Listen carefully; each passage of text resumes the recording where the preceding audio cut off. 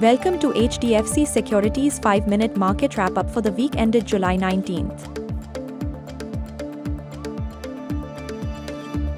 Nifty witnessed a correction on Friday but ended the week 0.1% higher.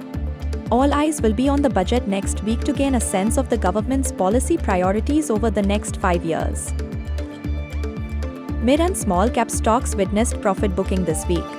The BSE Mid-Cap Index and the BSE Small Cap Index fell to 0.63% and 2.84% respectively during the week. Nifty IT was among top gainers, up 2.3% on better-than-expected results and rising optimism about interest rate cuts in the US. The Nifty FMCG Index was also up 2.3%.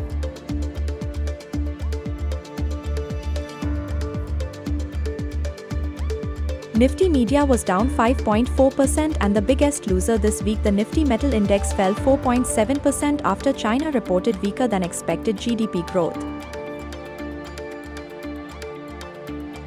In select market movers, shares of Just Dial rallied about 24% after reporting a 69% year-on-year increase in net profit.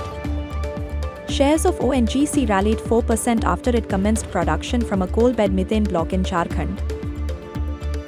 Among losers, shares of Zee fell about 11.6% after the company approved issue of FCCBs to raise $239 million.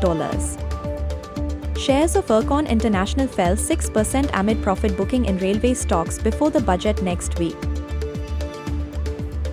FIIs were net buyers to the tune of Rs 10,949 crores of equities in cash this week. DIIs net sold equities to the tune of Rs 4,226 crores in cash this week.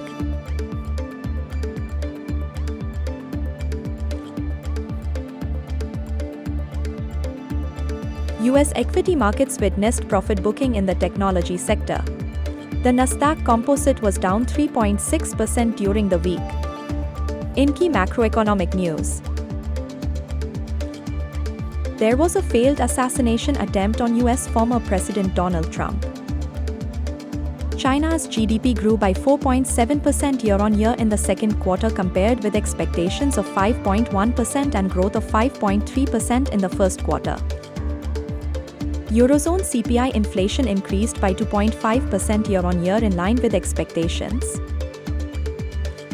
UK CPI increased by 0.1% month-on-month in line with expectations. Moving to bond markets, India's 10-year bond yields fell by 2 basis points to end the week at 6.97%. US 10-year bond yields moved sideways and ended the week higher by 5.6 basis points. In this section, we discuss select research reports published by our research teams. The same can be accessed on our website. In FY25 so far, large, mid and small cap indices have delivered 9, 18% and 23% respectively after a stellar FY24.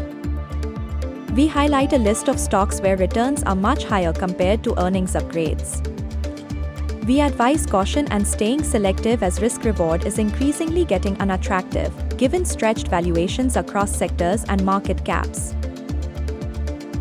About 32%, 47% and 39% stocks of Nifty 50, Nifty Midcap 100 and Nifty Small Cap 100 have re-rated in excess of 20% adjusted for earnings upgrades in the last 6 months. Even stocks with earnings downgrades have seen an average re-rating of 20 to 40%. Sectors such as upstream OI and gas, capital goods, construction, defense witnessed sharper re-rating than others.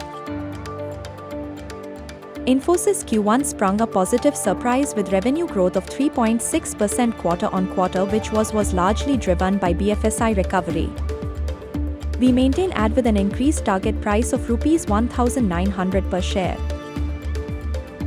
Asian Paints saw a revenue decline to 0.3% year-on-year in Q1 FY25. Operating margins contracted 422 basis points because of higher spending on advertising and promotion to defend market share and higher employee expenses. Maintain reduce with a target price of Rs 2,750 per share. Vishnu Prakash Apanglia is an EPC player in the water supply, railways and road projects segment. We expect PAT to grow at 16.5% over the next 2 years. Our retail research team has assigned a base case fair value of Rs 226 per share.